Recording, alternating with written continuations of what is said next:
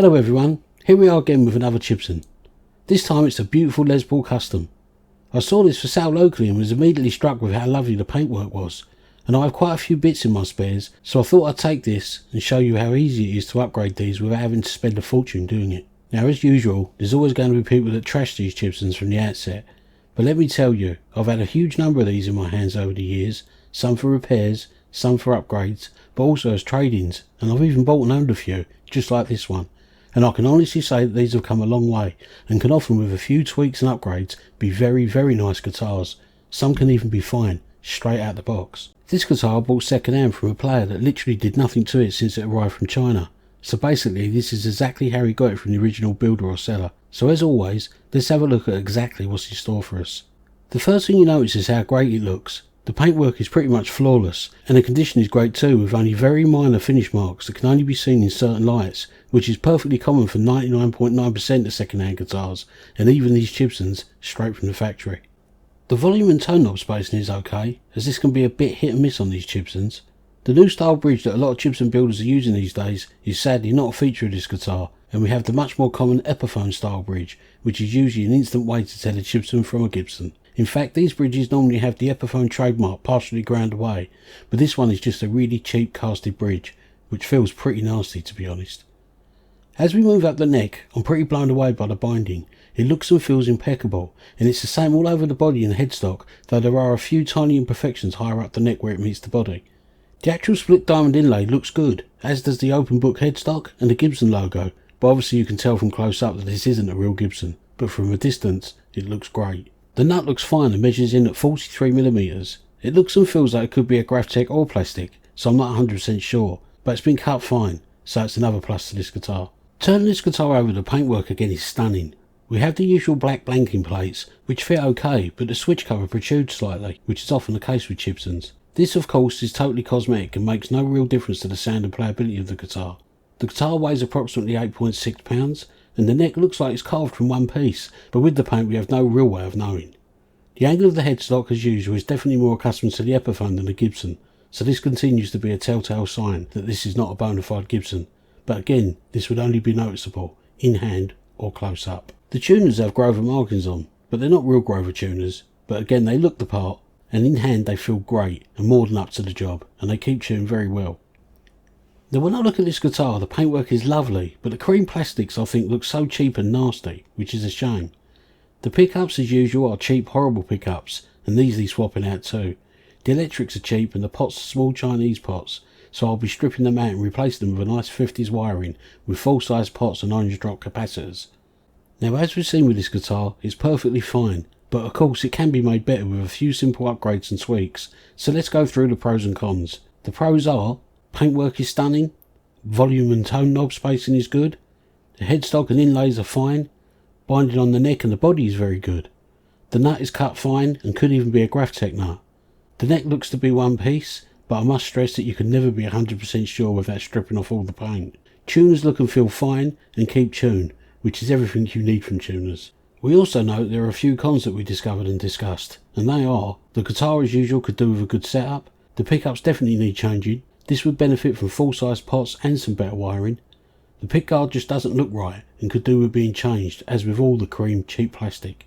The bridge is horrible and perhaps the worst thing on this guitar, so I will definitely be changing this as well, and I'll be using the smaller pin Gibson style bridge just to bring this guitar even closer to the look of a real Gibson. The first thing I did was change the pickups. For this guitar I used Iron Gear rolling mill pickups, which are stunning pickups and very affordable. I will leave a link to their website in the description, as they do some stunning pickups to suit all tastes. I changed the pickup rings for black plastic too, and while I'm rewiring I'll change the poker chip to black. I'll also change the pickguard as well so it fits and looks nice.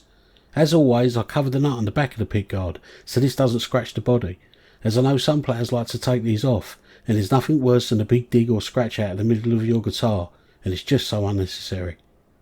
Now I'll upgrade the wiring and swap out the cheap mini pots for full size pots.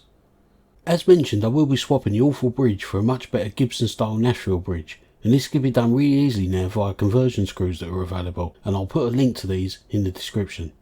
I will of course check the frets and give the guitar a good setup, new strings, and then we can see how it sounds and looks.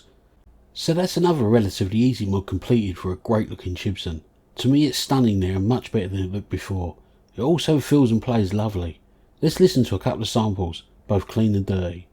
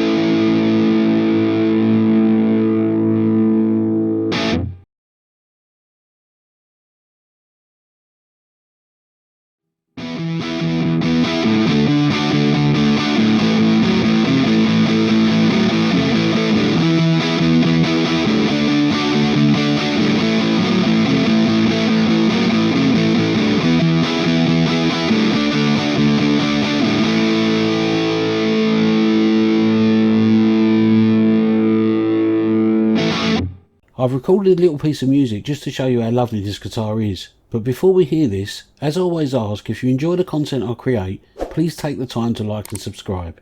It literally costs you nothing but a few minutes of your time, but helps me to continue making these free, independent videos and reviews. It also helps spread these videos to a wider audience that may well be in need of some free help and advice. So until the next time, as always, thanks for watching.